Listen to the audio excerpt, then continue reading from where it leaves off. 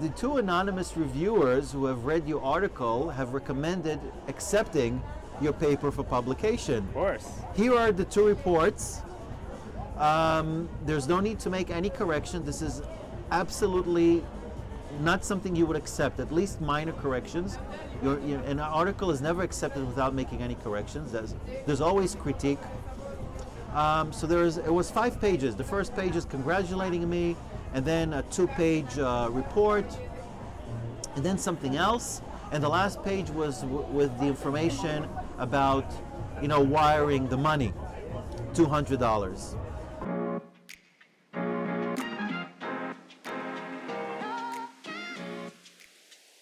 Now you might remember this from a couple months back. I interviewed Assistant Professor Billy Abraham about predatory journals.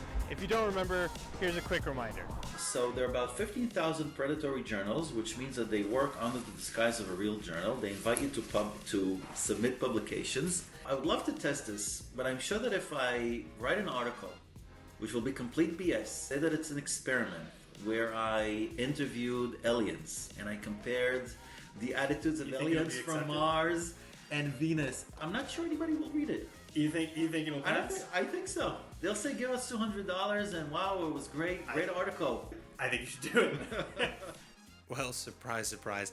I thought this was a joke, but Vili followed through on this alien experiment, and so I invited him back to meet me at a nice cafe in Rishon LeZion, Israel, for a follow-up interview to discuss what he found. All right, Billy, last time we spoke, we talked about predatory journals, and we talked about how we came up with a fun plan. And I didn't know, I thought we were having fun, and then you went ahead and did it. And so I'm very impressed, first of all, with the balls that it took to do that, to put your name on the line and pay that money to some, crazy subscription. Walk me through this. Well, we all heard about these predatory journals, and there was this example of a researcher who submitted an article with names of actors from a Netflix movie, and they mentioned something like Mexico being part of some other country but not Latin America. And then I said, okay, maybe somebody didn't watch that Netflix serial, so they didn't notice, so they didn't differentiate the names. They couldn't tell the names from real researchers. And maybe somebody doesn't know, is not really good in geography, so they don't know where Mexico is, all right? But then I said, okay, let's take this to the extreme. I took an article that I have published over a decade ago, and what I did is I took out the tables and the graphs. It was really low quality. I would not accept it if one of my students would submit it. I would probably give them a failing grade for this kind of article. That bad? Definitely failing grade. The references were very old, at least a decade old. And what I did is I went into the methodology part and I've changed the information. So instead of the methodology reading something like 178 Israelis were intercepted in the Tel Aviv metropolitan area, I've switched that with 178 aliens. Extraterrestrials. like aliens. Exactly. Who came to visit Earth, and they happened to be in Tel Aviv, walking around electronic stores, and I intercepted them using the mall intercept method. That's what we call it. Right. And then I broke it down and I said it included, instead of 90-something women and 70-something males or something like that, I've replaced it with 90 aliens from Mars and 70 from Venus. The most ridiculous thing, had anybody read this article, they would probably say, where did this guy come from? He's crazy. They'd laugh you out of the room. Absolutely. And I also said, okay, if this article would have been sent to real reviewers, and I'll explain to viewers what happened. They would also read the conclusions, and in the conclusions, this is what I wrote more or less. I wrote that the generalization of the findings should be treated with care because of the particular context of the study. Aliens watching Popeye animated films. I mean, you couldn't have made it more obviously fake. Exactly. It sounds like. Okay. So this was around March 23rd. I submitted the So it's article. only been like a month. 6 days. Within 6 days, I got a response. Wow. That's okay. Unrealistic, completely How long unrealistic. is it supposed to take? The shortest period it took me to publish anything was 2 months. That was super, super exceptional. Most of the time, it would take you somewhere between a year and maybe even 2.5 years. So are you or sure 3 that years. that one wasn't predatory? Definitely not. Definitely Okay. not. Because it was a research note. Okay, it was so it wasn't like- 1,500 words, so it was something very short. No, definitely not All predatory. right. But 6 days. So this is what happened. So I went into the website, and there was a link to the editor's email saying, please submit your articles, which will be published in this issue, that volume, by this date. So I, send the article, and after a day, the so-called executive editor responds and says, I'm happy to inform you that now your paper is being reviewed by 2 anonymous reviewers. Uh-huh. All right, so I sit and wait. Oh, and he says that it could take between 2 and 3 weeks. Exactly after 6 days, I get an email, and I can share this with the audience. Yeah, I want to read this. Yes. Can we? We'll post it in Yes. the Yes, the I wrote an article on Medium. description. Yes, it's a All right. Medium. Saying something like, I'm happy to inform you that the 2 anonymous reviewers who have read your article have recommended accepting your paper for publication. Of course. Here are the 2 reports. There's no need to make any correction. This is absolutely not something you would accept, at least minor corrections. An article is never accepted without making any corrections. There's always critique. So it was 5 pages. The first page is congratulating me, and then a 2-page report, and then something else.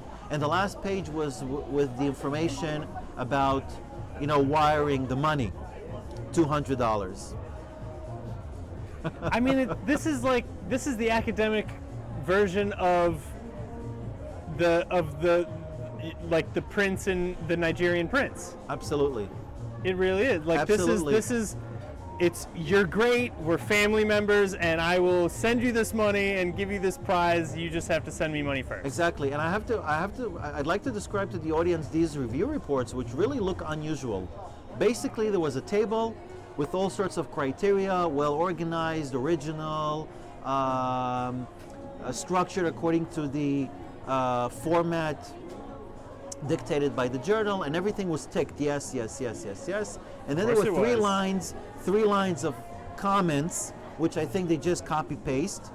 And I was really surprised that one of the so-called reviewers commented about the methodology, saying something like, the methodology is praiseworthy. And I'm like laughing there. Like you did saying- a mall interception of extraterrestrials. The fuck are you talking about? Listen, I deserve a Nobel Prize. Nobel Prize. This is something I deserve for this, really. I mean, this was really incredible.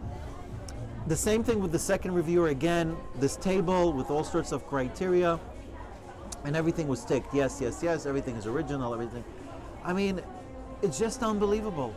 It's just really unbelievable. And the other thing, which I've shared with you, and the audience has to know this, they use the name of a legit journal. So it's not like some weird.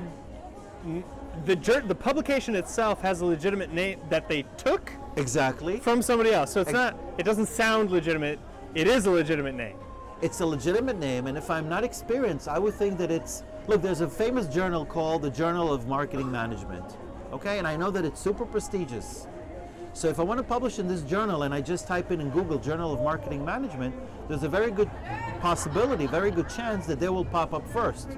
Wow. So I submit. Oh, so their SEO is like high too. Exactly. They're really Exactly. casting the net. Exactly, because they would pay, in order to promote their their website, something that the other publishers probably don't do because they're well known and So usually is that a fault in the legitimate academia that they aren't making themselves more obvious? Because not just for the sake of poor students and ignorant professors who are trying to publish in a legitimate place, but also for independent researchers, for the public, for news media to not get taken in by this nonsense. Well, I'm really not sure that they don't appear first or second or third, but I'm just saying that it's very possible that you might miss the original, the legit journal, and come across the fake one and think that it's the legitimate one. But if you visit the website of this journal and other similar journals, they look very, very commercial. They give you information that you would not find in a legitimate journal, something like how many people visited the website from different parts of the world. That's a red flag. They would say that please submit your article by this deadline and it will be published within a month in this volume and in that issue. Nobody would be able to tell you. Nobody would be able to tell you. When you submit an article, you never know when it's going to be published. If it's going to be published. If it's going to be published. If it's going to be published. I can tell you that I work with very prominent scholars in the field of tourism and hospitality, and even with their names on the articles, it can take me about a year to 18 months to go through this review process until I get it published. And even once I was rejected because they said, look, as it should. Exactly. Exactly. So there are red flags. And that's what I think the public has to be aware of, especially journalists and fresh PhD students and students in general. So one of them is that there's a deadline for submission. The other one, that there's commercial data, like how many visits per day. The other one, if you look at the number of publications per volume or issue, it shouldn't be more than 8 to 10 per month, or even every 2 months. In these predatory journals, you would see that there are somewhere between 30 to 50 publications a month. That's a red flag. No legitimate journal can publish so many articles because there are not so many reviewers. Yeah, they just don't have the resources to do that. Exactly. So what is this, and we kind of talked about this off camera a minute. What does this say for the state of public discourse when people are going around saying, oh, well, I read a study that says X, Y, and Z. I read 100 studies that say this. Okay, well, let's start with the general public. Right. The information that the general public gets comes from the media, from journalists. Generally. So I think they should be more careful with the studies they base their reports on. What they can do, and this is something that we can publish in the comments if you wish, there is a list of predatory journals. All right? I think I included it in our first video. All right. So they can just, if they come across a study, they're not sure whether it's legit, they look at this list, it's called Bell's list of predatory journals. If it's there, they should not base their reports on that journal. That's okay. So this way the public will get more reliable data. If you look at students, what I do with my students, and I think that all professors should do this, especially if you teach scientific writing or academic writing, it depends on the institution. This course has different names, but it's usually the first course in the first year of studies. Students should be exposed to the publishers that are legitimate. And there are just about 4 or 5 of them. And in general, to make life easier, I would advise all students to base their reports on articles they find in the electronic databases of the university or college. Because these electronic databases, they have a screening process, and these predatory journals will not be there. Definitely, I know that for sure. Okay. However, Google Scholar does not have this screening process. So anybody that... So if you just Google it, you can't trust it. Exactly. Google Scholar is not good enough.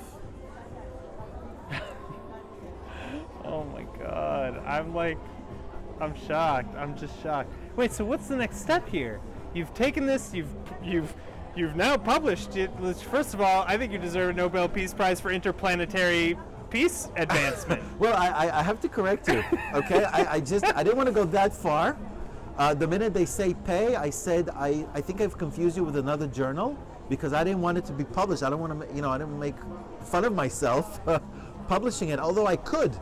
Well, I think to prove a point, I mean, if you're really, well, I mean, I know that this has gotten, I think we talked about this last time as well, but the hoax paper, James Lindsay, Peter Boghossian, Helen Pluckrose, they got in a lot of trouble for publishing these false papers, which, obviously the whole point of publishing those papers, and they made it very clear from the beginning, they documented everything, was to expose the publication process. But they still got in trouble for falsifying records. And so I know that that's actually a risk. It is. It's a risk. And I'll be honest with you, I don't think that even if we make their name public, the name of this publisher public, it won't make a dent, because I can tell you that they're using my name. Right. I have not given them my permission. They're using my name in the editorial board members list. I've sent several emails to them saying, listen, I have never agreed to be on your editorial board, and I request that you remove my name immediately. They're just ignoring me, and there's nothing I can do about it. So I don't think if you go to the media and you say this publisher, this doesn't, they don't care. You know what they can do tomorrow? They can close this website and just open another one under a different name. Yeah. It won't, yeah, right. So it really won't make a dent. I think that the biggest thing we can do for the public is just to make them aware of the fact that it's there. I think that most publications are obviously legit, but it's just that there are some people who want to make easy money by taking advantage of the system. And I think that they should at least have the decency to read the articles. I remember I came across also a study that was published in a fake journal, something about 5G, being exposed to 5G causing COVID-19. Oh yeah, that's the most. I mean, that was a common. What's it called? That was a common thing during the COVID pandemic, because people were worried about 5G. Conspiracy theory. Exactly, and that's false. That's false information. I mean, it sounds false. It is. It really does.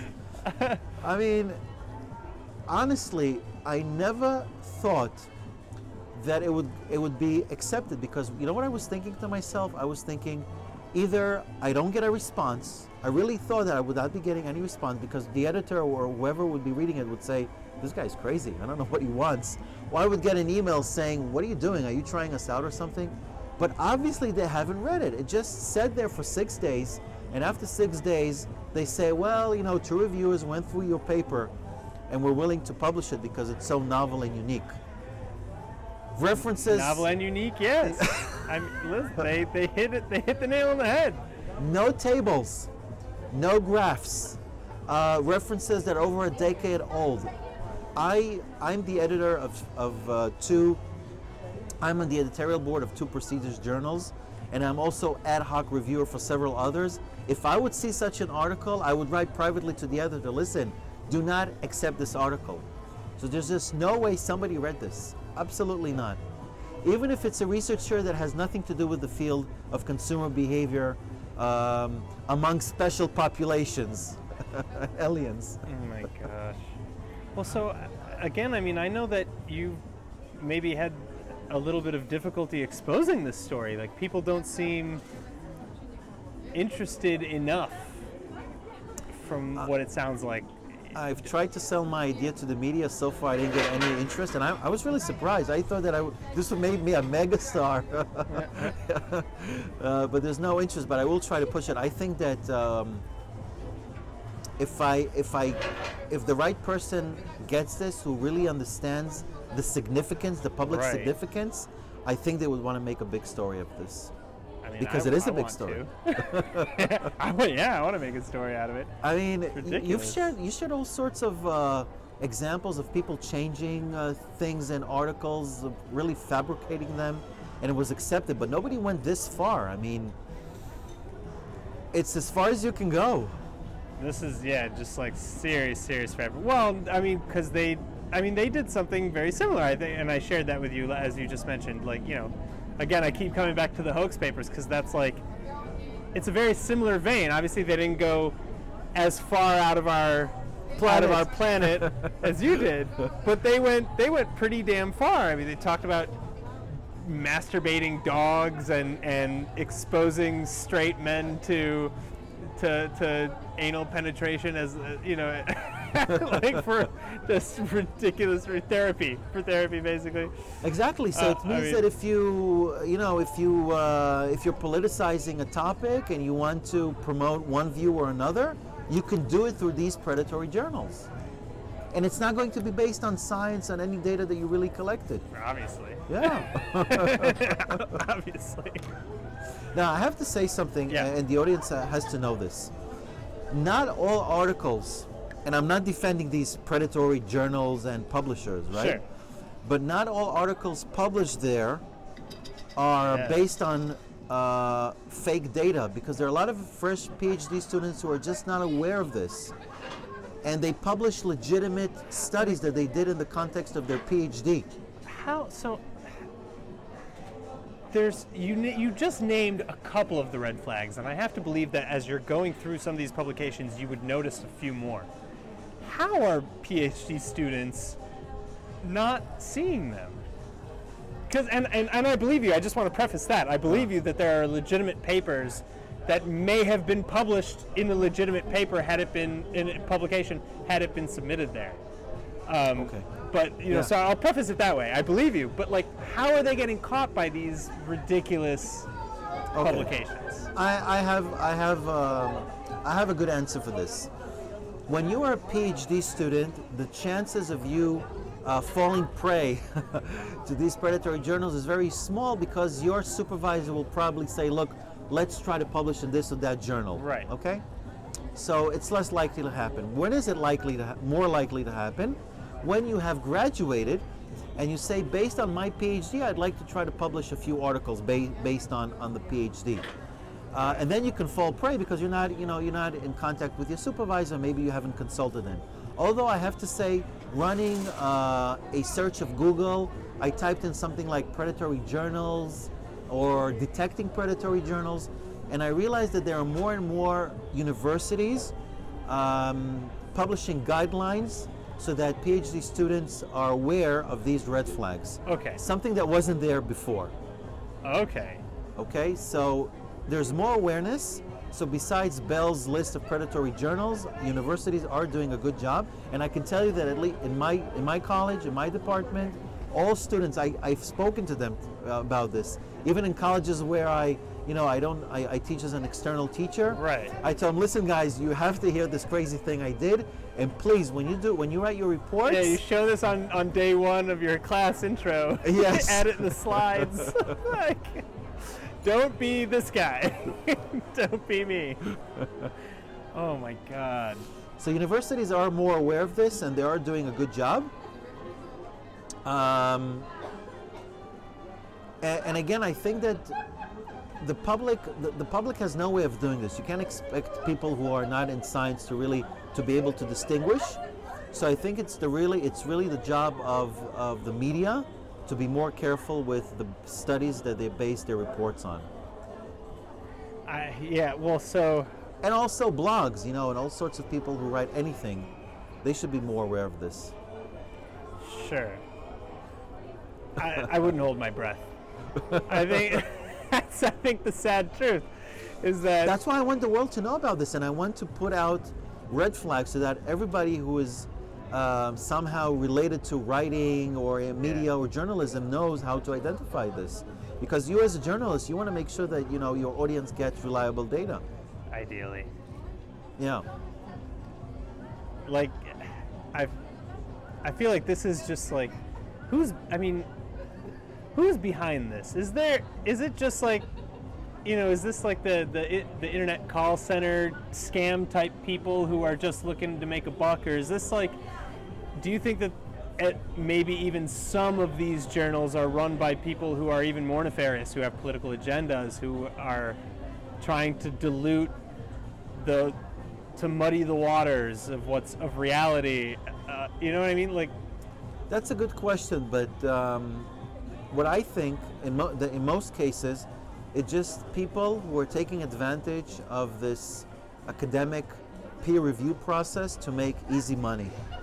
Because look, anybody can open a website and say that you are a journal. You are the journal of this and that, journal of hospitality management or whatever, and you just have call for papers.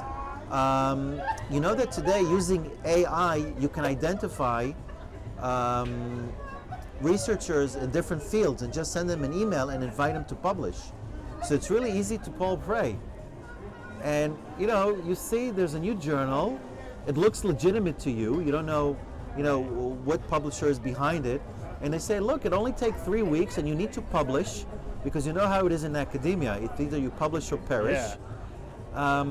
By the way, another thing the academia has to do, universities and colleges, I think they have to lessen the pressure on researchers to publish. I think this is one of the reasons why they go and they're so desperate to publish anywhere. Yeah. Although I have to say that if you publish in a predatory journal, Yeah, it doesn't count. exactly, it won't count. It won't count because there are committees and they'll say, what's this journal? Okay, let's have a look. Oh, okay, this is a BS journal. Sorry, you've wasted don't care, 2 yeah. years of data collection and writing, and $200 or $300. And $200. God, that's awful. It's awful. It's really awful. It's really awful. And What it's- happens? Like, okay, to a professor, obviously it sucks because you wasted however much time and everything, and then you can't progress in your career. But to a PhD student, do they not graduate? What happens to a PhD student? Well, it depends. There are some PhD programs where you graduate if you wrote a thesis or a dissertation. And in some cases, they tell you, look, you will get your PhD if you publish, I don't know, a certain number of articles in very prestigious journals. So I don't think that if you manage to publish in these journals, somebody's going to give you a PhD. No way.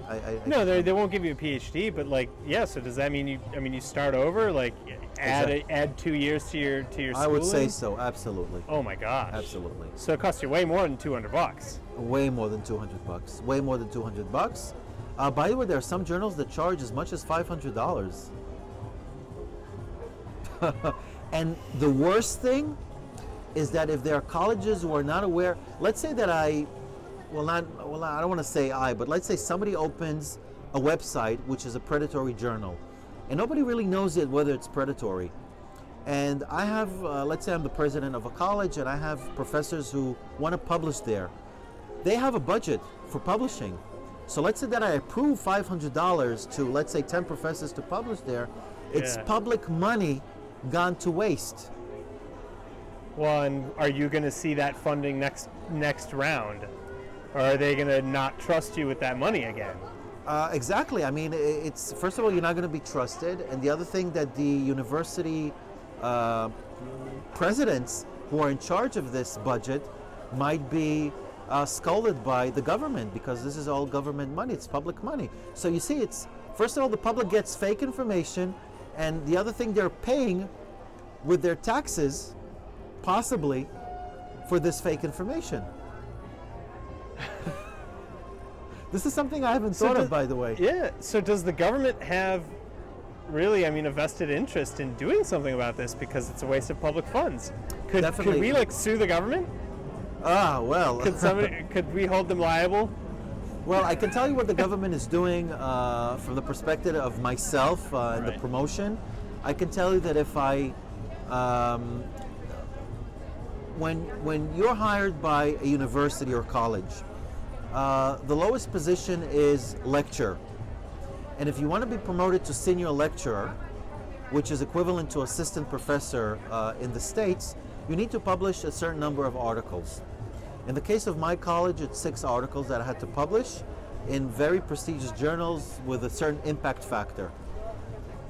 If one of the articles that I would say, okay, this is one of the 6, would be published in a predatory journal, they would tell me, Vili, you've wasted your time. You had 7 years to publish 6 articles, but you published 5 and one of them is in a fake journal. Sorry, we won't give you your promotion. Yeah. So it's really a risky business because you have 7 years in the States. In some places it's 5, but in Israel you have 7 years to publish 6 articles in very prestigious journals, and there are very strict criteria. So if some of them are in predatory, you've wasted your time, and Yeah. you lose, and you risk losing your possibility of getting tenure. Oh. So don't do it. Don't do it. Definitely not. It's really tempting having your article It's really published tempting. within 2 weeks, and only $200. But don't look at the 2 weeks. Look at how many years or how many months you've Yeah. spent collecting data, You'd think summarizing, writing it up, having it edited, put together. Yeah, I mean, you think a smart, young, would-be academic would make that calculation, Yeah. but apparently we'd be wrong. And you know, the thing that really sucks, I got to tell you, you're really punished if you publish it in a predatory journal. You're punished from three different directions. One, Right. your time that you've wasted. 2, the money that you wasted. Your And 3, reputation. the article that you've wasted. Burned, yeah. Let's say that I publish an article in a predatory journal. I didn't know that it's predatory, but after it Right. was published, I realized that it was predatory. And then I take the same study, which is very, very novel. Okay, let's say it's very novel and contributes significantly to knowledge. And I try to submit it to a legit journal. They're not going to accept it. Right. And you know why? They'll say it was plagiarized. published. No, Yeah. it was published already. Yeah.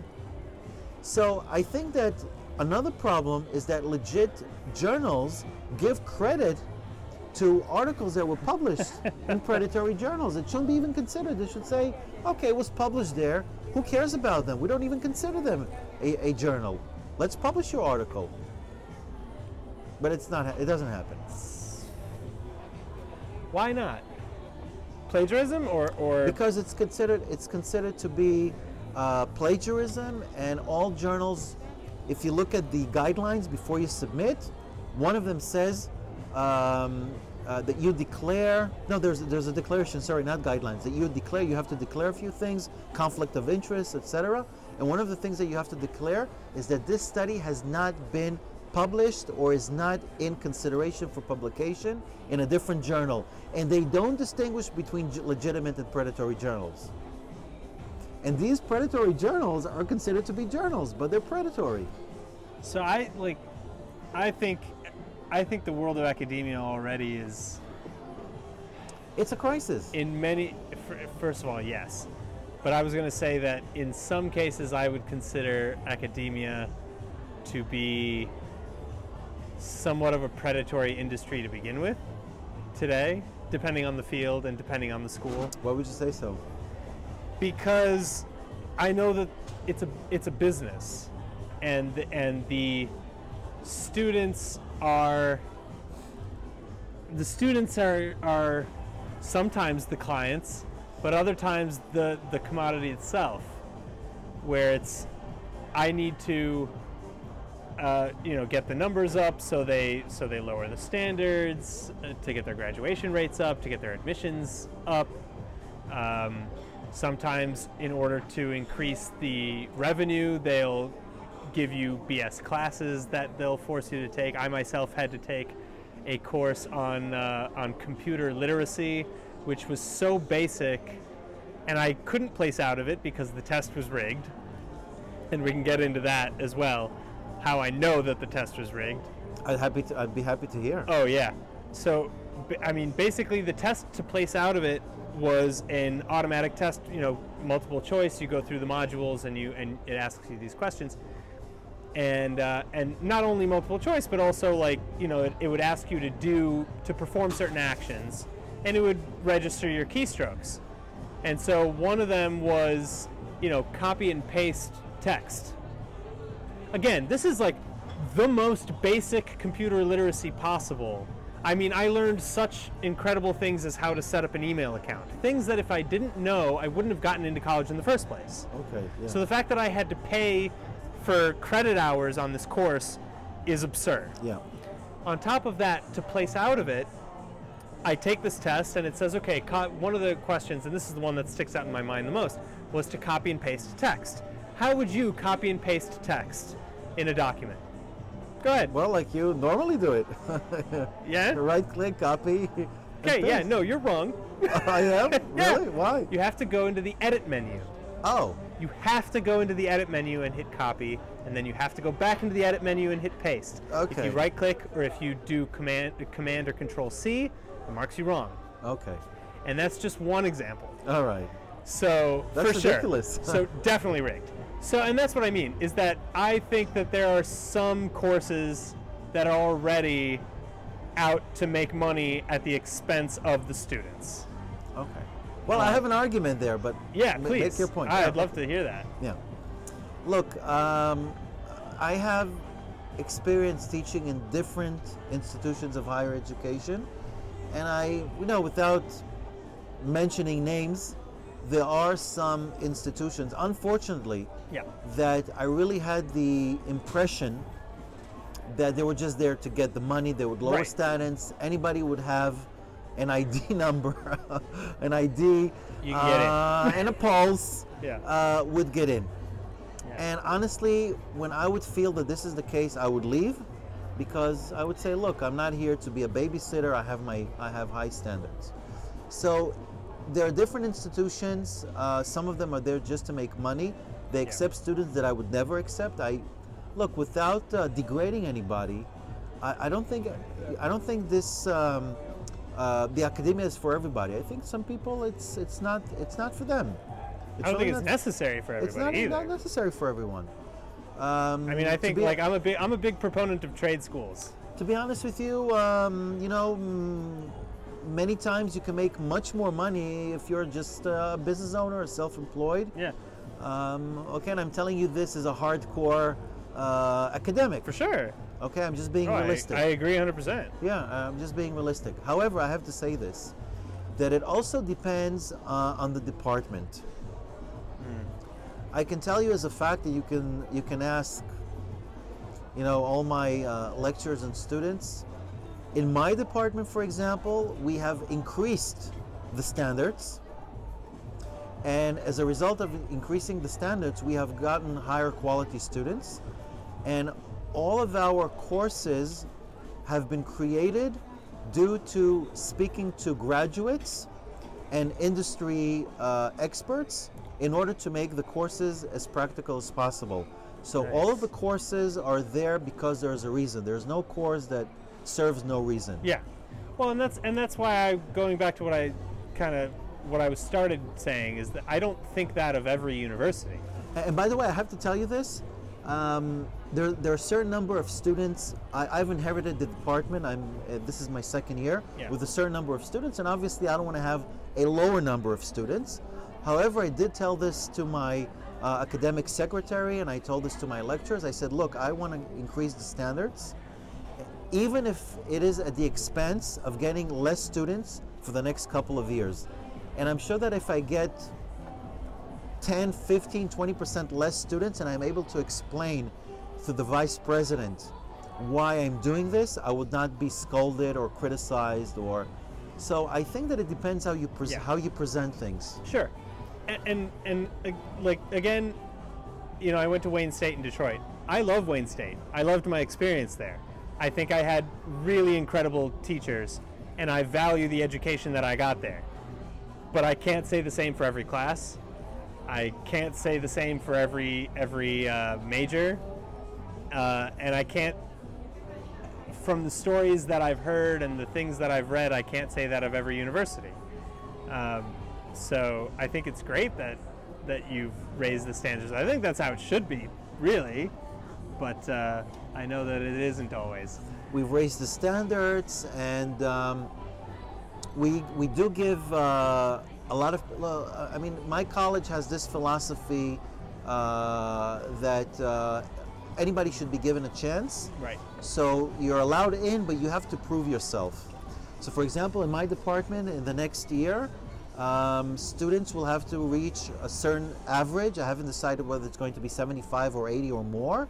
And if they don't, they do risk of not being able to take their second year and Really? being thrown out. Yes. So I think we should increase the standards because again, I don't believe that everybody should be in academia. Not because I don't think they're intelligent enough. It's not for everybody. Right. You know, everybody has their talents. I sometimes feel that people are there because their parents push them, social norms, but they're really not there. And had they gone and taken some course and become graphic designers or something, they probably would have been more happier. And they won't Don't be knock graphic torturing. design. It's hard. Well, I just gave it an example. I don't know, social media, I don't know. Also really hard. It's really tough. Yes, it is.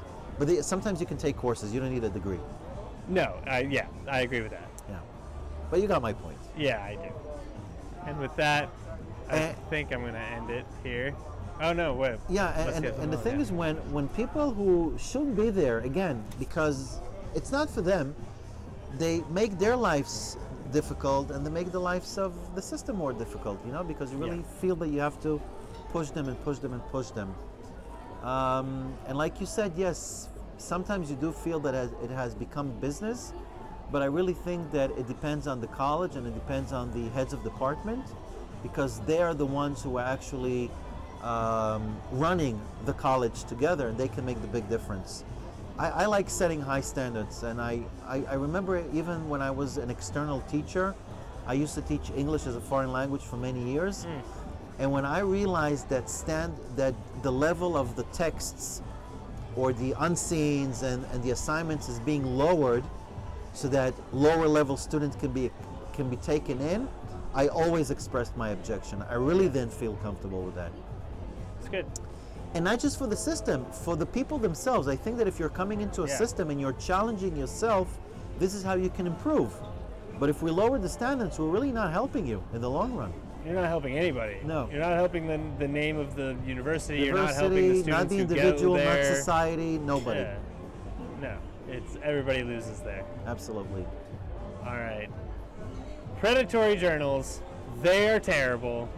Absolutely. It's always a pleasure to talk to you and Thank have you. you. Thank you. It's really and, nice being here. And I am very excited to see where this goes. I mean, when I hear back from you next, I'm sure it'll be because some major news organization will have picked this up finally. I really hope so, and for the sake of public knowledge. Yeah. Because until then, anytime I hear somebody said, well, a study says, I'm just saying, I don't care. I don't And care. I have to mention this figure. We said this before we started shooting. Yeah. There are probably more or less 300,000 articles published on a monthly basis by predatory journals. This is incredible. Absolutely incredible. It's in the Contaminating, truest sense of the word. contaminating public knowledge. Yeah. It's a sin. It's a sin. Absolutely.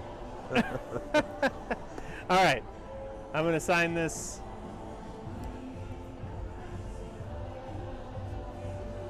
And here we go. Ugh. Oh boy. If I can. All right, let's see how it turned out. Yeah, that's the question, isn't it? Hey, what do you think, everybody? Does it look like him at all? Well, I'm curious. I'm curious. Hey, Whoa, wow. I look so serious here. we're talking about a very serious topic. All right, is that how serious I am? Wow. Sometimes. Wow, okay.